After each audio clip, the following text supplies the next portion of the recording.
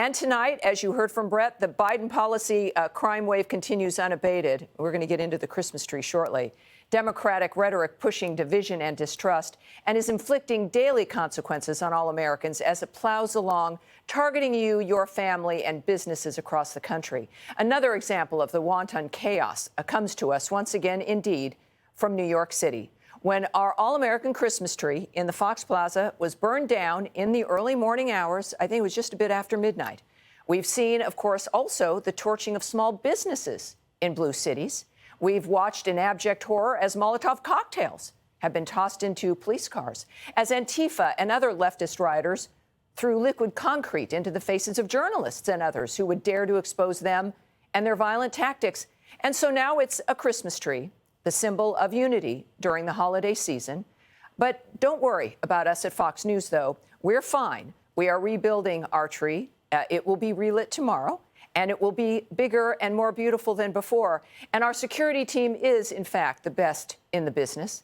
But these are the benefits of being a major corporation. Most Americans don't have this luxury. No one should have to plan their lives around professional security. Many of us here do. The average person, though, can't walk around with a bodyguard, and all of us face the impacts of this crime wave. But this is indicative of where our society indeed is headed. Under the carelessness and malevolence of Democrat leadership, where crime runs rampant and you are scared to leave your home. Fear is what the Democrats want to prevail. They want you to be afraid to live your life, too afraid to get involved, or too afraid to stand up to them, certainly. And they are already failing with that goal. Now in Chicago, Mayor Lori Lightfoot is blaming the smash-and-grab lootings in that city on the stores. She's complaining they're not doing enough to protect themselves from the mob. Some of the retailers downtown in Michigan Avenue, I will tell you, I'm disappointed that they're not doing more to take safety and make it a priority. For example, we still have retailers that won't institute plans like having security officers in their stores, making sure that they've got cameras that are actually operational.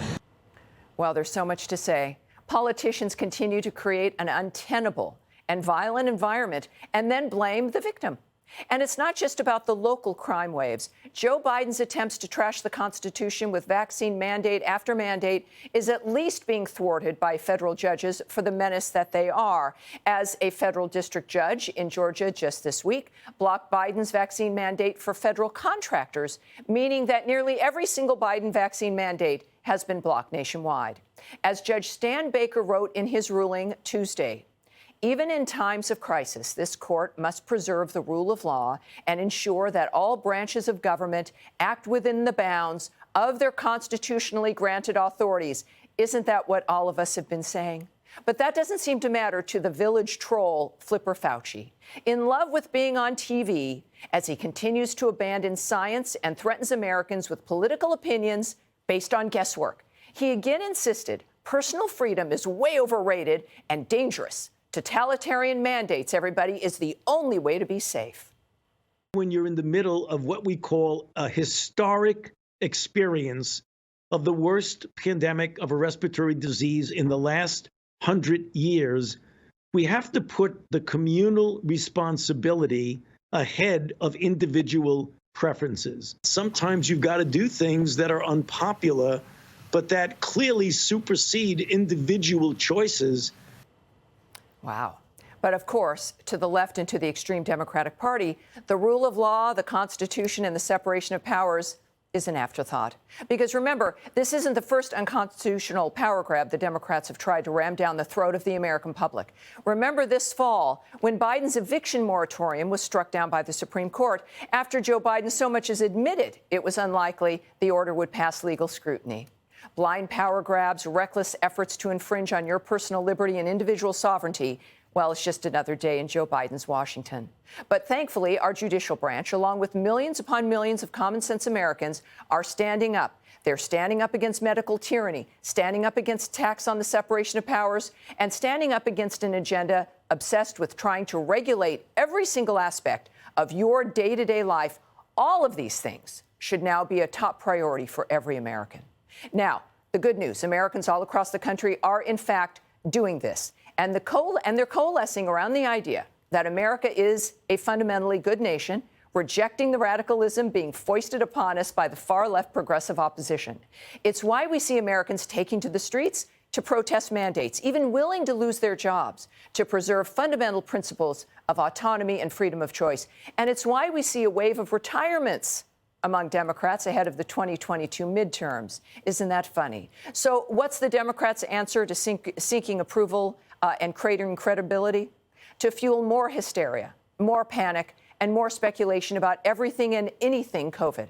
For example, here in New York, the governor recently declared a state of emergency and moved to halt elective surgeries, despite no evidence that the new Omicron variant is more deadly, but actually evidence to the contrary exists from the South African epicenter.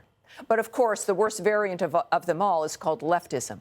It's hell-bent on grabbing power, attacking individual liberty, destroying our sacred institutions. So tonight, let's remember to never give up our sovereignty, to always preserve our dignity. You know, they may think that burning things down will make them disappear, but like with everything else, they underestimate the American people and our resolve. So the Fox Christmas tree, like American businesses, will be back. And the tree's return is the reminder that the American dream will not be intimidated or destroyed. Hey, Sean Hannity here. Hey, click here to subscribe to Fox News YouTube page and catch our hottest interviews and most compelling analysis. You will not get it anywhere else.